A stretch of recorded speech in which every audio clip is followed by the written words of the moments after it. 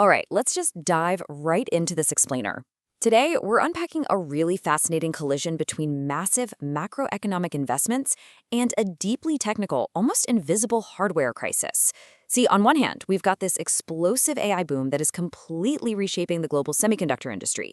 But on the other hand, we have a critical bottleneck hiding deep within the silicon itself. It's a fundamental physical challenge in how we protect data as memory scales to these unprecedented, mind-boggling densities. And honestly, if we don't solve this bottleneck, the entire AI supercycle could literally hit a brick wall. So let's unpack exactly what's happening here, and then we're going to look at an ingenious solution called Cerberus. Here's our roadmap for today. We'll start with the AI memory supercycle, then look at the error correction crisis. From there, we'll explore unified protection, the Encode Once, Decode Many architecture, stopping miscorrection, and finally, wrap up with the future of HBM4. Starting off with Section 1, the AI memory supercycle, and scaling the infrastructure. To really grasp why this memory bottleneck is such an urgent issue, we first have to appreciate the sheer scale of the upcoming memory explosion. I mean, the numbers we're looking at are frankly historical. Just to feed this AI infrastructure beast, industry giants like Samsung and SK Hynix are pouring a staggering 800 trillion won, that's roughly $500 billion, into new South Korean chip clusters. Their ultimate goal? To double DRAM production capacity in just 5 years. We aren't talking about incremental growth here. This is a massive structural realignment of the entire global supply chain just to keep up with the insatiable data demands of AI training and inference. All of this investment is being driven by what analysts are now calling the 2026 AI memory supercycle. We are barreling toward a total global semiconductor market of about $1 trillion, with the memory segment alone passing $440 billion. But the absolute star of the show here is high bandwidth memory, or HBM. The HBM market is projected to skyrocket to $54.6 billion. That's a 58% jump. And that's largely to feed those custom-ordered AI chips, the ASICs, built for highly specific, heavy lifting tasks. But here's the catch. This entire multi-billion-dollar AI infrastructure rests on one huge assumption, that we can actually keep packing more data into these HBM chips and retrieving it without any errors.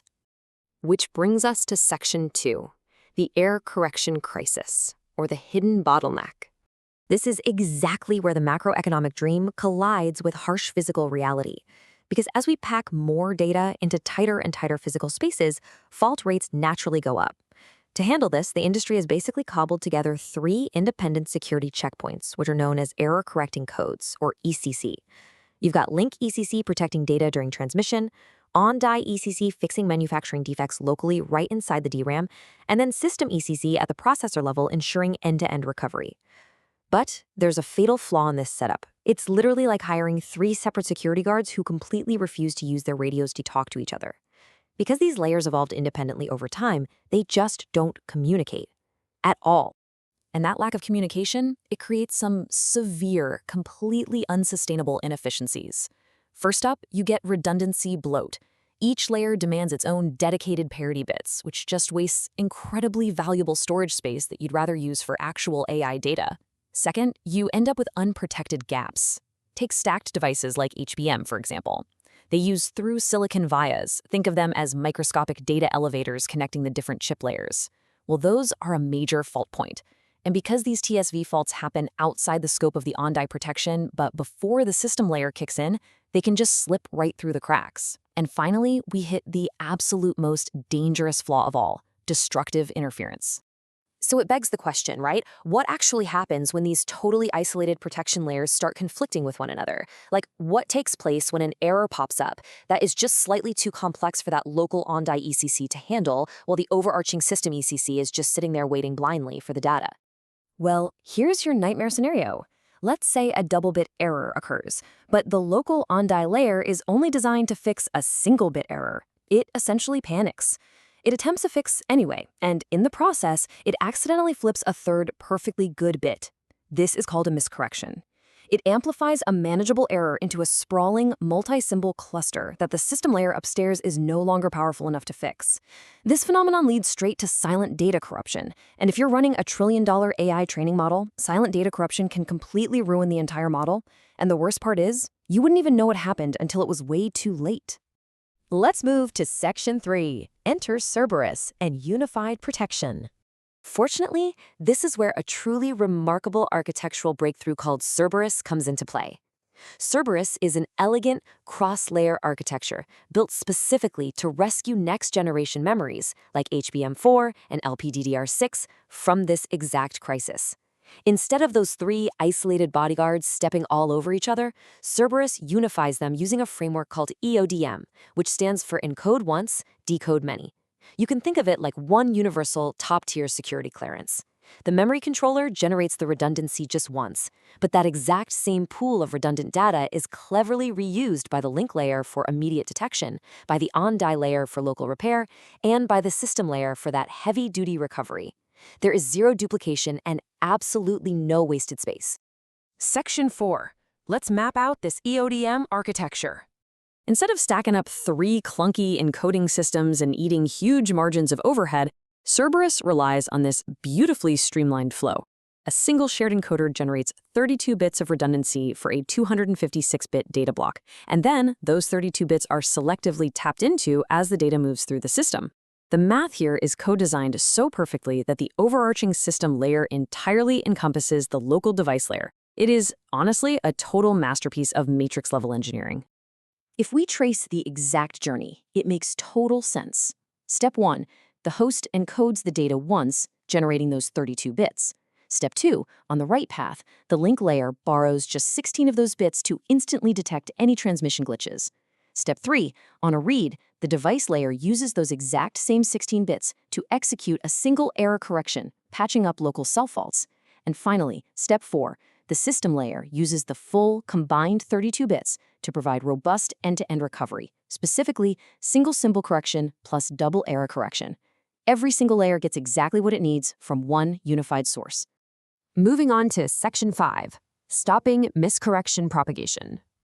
Now, remember that nightmare scenario of destructive interference we just talked about? Cerberus actually ensures the device layer never accidentally amplifies errors and sabotages the system layer. It does this by enforcing a really strict bounded fault constraint.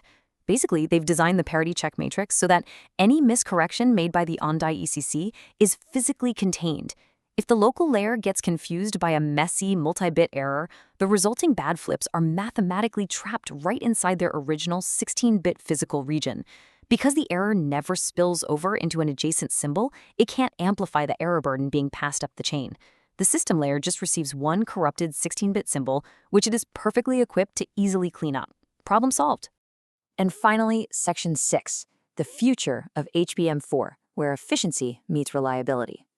Ultimately, solving this super complex math problem translates directly to solving the massive financial and scaling bottlenecks of AI hardware.